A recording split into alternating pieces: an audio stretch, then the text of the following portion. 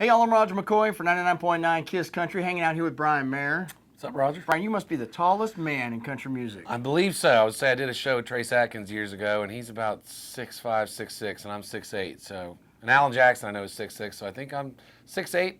I'm going to set that as hopefully that's the bar right now. I would say you are the tallest one I've ever met. So let's talk a little bit about you. First off, you're a Carolina boy. Absolutely. So where'd you grow up at? Grew up in New Bern, North Carolina.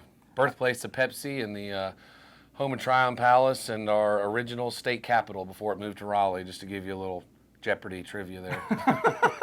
That might actually be the winning That might be, yeah, that might be answer. the double Jeopardy question that takes you over the top. Someday. Well, if I could ever get that lucky to get on that show. I think there's a quiz involved, I can't get past my first name. Yeah, and if you didn't go to MIT or Harvard, I think you're already... up a career. Yeah.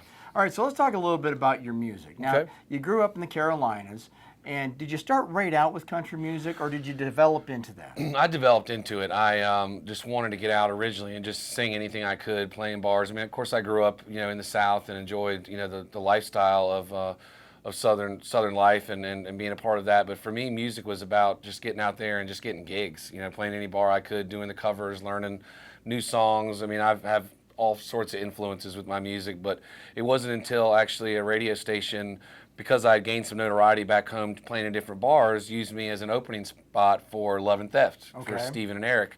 And Stephen pulled me aside and was like, man, I know you're kind of on that fence of, where am I going in your career as far as, you're not an artist yet. You haven't set foot in anything. He's like, country. He's like, your voice, your delivery. He's like, you're so tall. He's like, obviously you couldn't be a Justin Bieber type pop star or something like that. And he said, man, I really have been impressed with what you do. And he and I hung out that night and had a few beers and stayed in touch. And it started with that. And then I started doing shows with Craig Morgan and Joe Nichols and the band Perry. And I realized that country was that was one of those moments where God kind of put me in the right spot in the right place with, now I have a direction for this, Kind of similar to my buddies Parmelee that were around for years. And, once Carolina came out, I think they were trying to, they had such rock and different influences, and that got streamlined into what now is, is kind of a newer style of country. And so for me, it was very similar to that somebody said, go that way.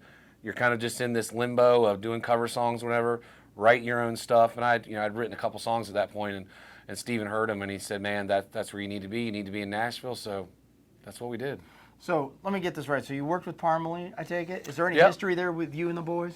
Yeah, absolutely. I grew up in New Bern, and that's really close to Greenville, where they live. They're from actually Robertsonville, which is about 20 minutes away from Greenville, but they moved there because of the college town and playing in all the bars and stuff like that. And Josh McCoy, the guitarist, actually worked at a pizza place at one point together. That's a few years ago, and they were originally called the Thomas Brothers, and then it turned into a Slip Joint, I think it was called, and then they became Parmelee, and we became friends because I opened up for them a couple times and just playing in the bar scene in there, and they had a little studio in their house on Greenville Boulevard, and that's where I recorded my first demo album with Barry Knox, the bass player, and Matt popping in from time to time. And it's actually funny, I was recording one time and Matt was out in the front yard cutting the grass, and if you go to YouTube and type in Fallen, a song I did years ago, that's actually, you can see Barry on the little small Pro Tools and just a computer. I mean, just, a microphone hanging down from a ceiling somewhere and a drop chord or whatever. And it was, it was cool getting to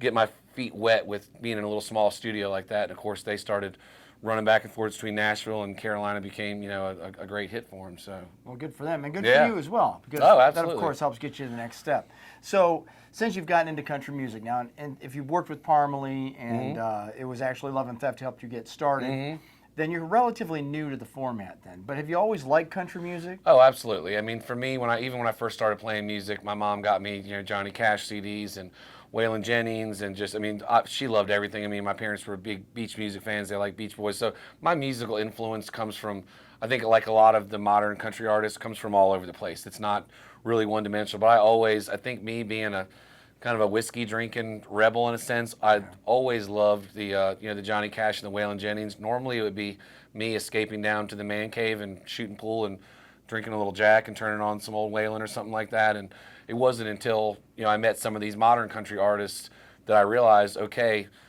the influences I have with that are going to carry on into the new wave of country music, you know. And there's a lot of folks who've been influenced by Waylon and Johnny because they're just such icons of the industry and actually forging their own way back. Oh, absolutely.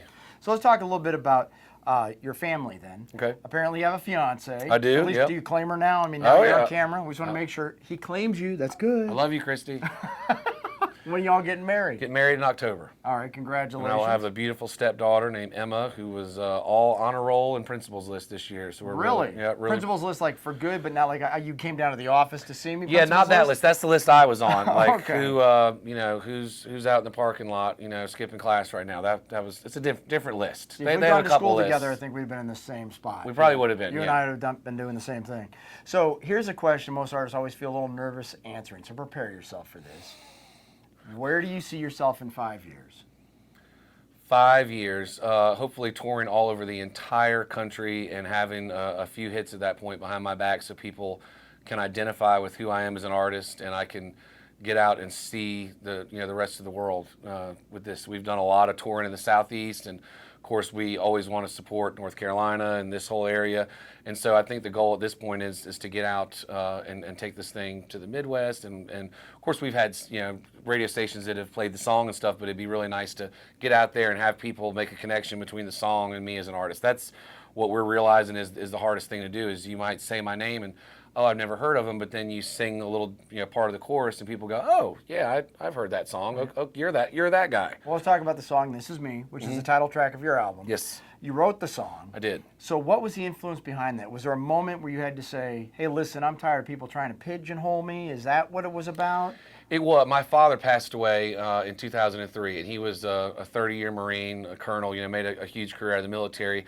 And just like any parent, you kind of sometimes, in some senses, want your children to follow in your footsteps because you know the paths to success or failure or right. What works and stuff like that. And he always kind of tried to push me towards you need a real job, you need something with a 401k, a retirement. The military's great. He was a pilot. He kind of tried to push me into getting into the the airlines industry at some point because he retired and flew for FedEx. And unfortunately, he died of cancer, they think, because of Agent Orange from Vietnam. And he never got to see me. He knew I started playing in bars and doing different things and had some little side jobs. He never got to see this become a full-time job for me and be what I wanted to do. And so I wanted to write a song to him that said, hey, I know, or I hope you're looking down and you're proud of who I've become. And just because I didn't become a Marine or a pilot, I'm doing what I love to do and I'm doing what I think God wants me to do. And I probably would have, to tell people all the time, like if I joined the military, I probably would have shot my foot off, or I would have been, it probably wouldn't have worked out too well. We probably don't need that. So for me, I think everyone tries to find that gift they have and what they can bring to the table. And for me, people like me best when I'm singing and playing guitar. I'm not a good cook. I wouldn't make a good fireman, so on and so on. So for me, I found my gift, and that was me saying to Dad, hey, this is it. This is me. This is who I want to be. And I wanted to write a song that could relate to people to say, hey, be yourself. You may have to struggle through it, and it may not make everyone happy, but in the end, if you're bringing to the table, what your best is, I think that's all you can ask. Amen to that. Yeah. And by the way, God bless your dad. Thank you. Yeah, he was a wonderful dad. Of course, we just came off Father's Day.